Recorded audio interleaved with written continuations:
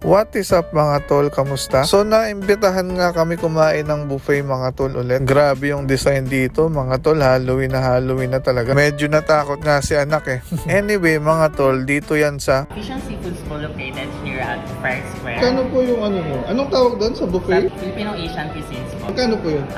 Per head po is 5.8. So ayun na nga mga tol, pag akyat nyo dito sa second floor, may nakasilip dyan. Siyempre hindi tayo papasindak, gutom tayo. Kaya nga chinek ko na tong mga pagkain nila. Goto Batangas, grilled salmon head, ginataang crab, chicken apretada, vampire wings, at lumpia. Siyempre, unahan na natin yan ng siomay na maraming garlic at sili. Tapos yung sauce na masarap, naku, the best yan mga tol. At ito pa yung isa, yung original siomay. Sarap. Si Mrs. naman nagustuhan yung Grilled salmon.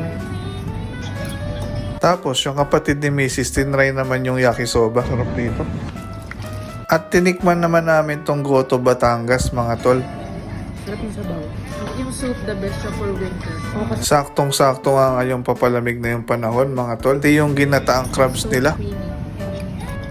Ang laman. Eh ganito din ba kayo kumain ng lumpia? Ano? Don't dip it. Okay? Dapat tignan mo siya para nanonood. Don't dip it ha? O sige nga, matry nga yan. Talagang mabenta tong grilled salmon. Ito din yung nagustuhan ng isang kapatid ni Mrs. May rice. Sarap ng sauce.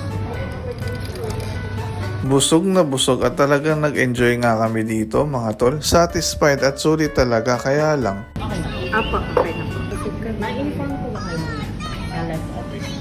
Oo. No leftovers po tayo. Half the price po yung mabayaran. Okay. Kung may leftovers po tayo.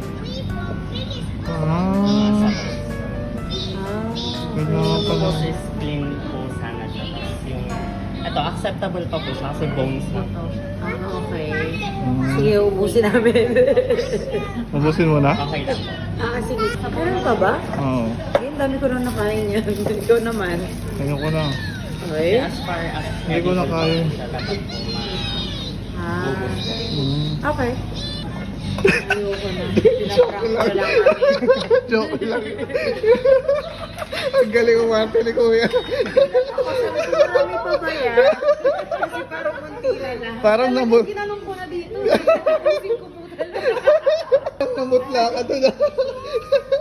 Ano pa Kuya? Pag may sobra talaga. Hindi pala prank. Hindi. Parang pinagpawisa ka lang konti ah. Hindi naman. Stel. Si Stel? Kamukha ni Kuya si Stel. At naprank pa nga namin ng konti sila misis mga tol. At meron pang pag-giveaway na trick or treat si Agape mga tol. Ang ganda talaga dito. So yun lang mga tol. Salamat din kay manager na camera shy. Hanggang sa susunod. Bye bye.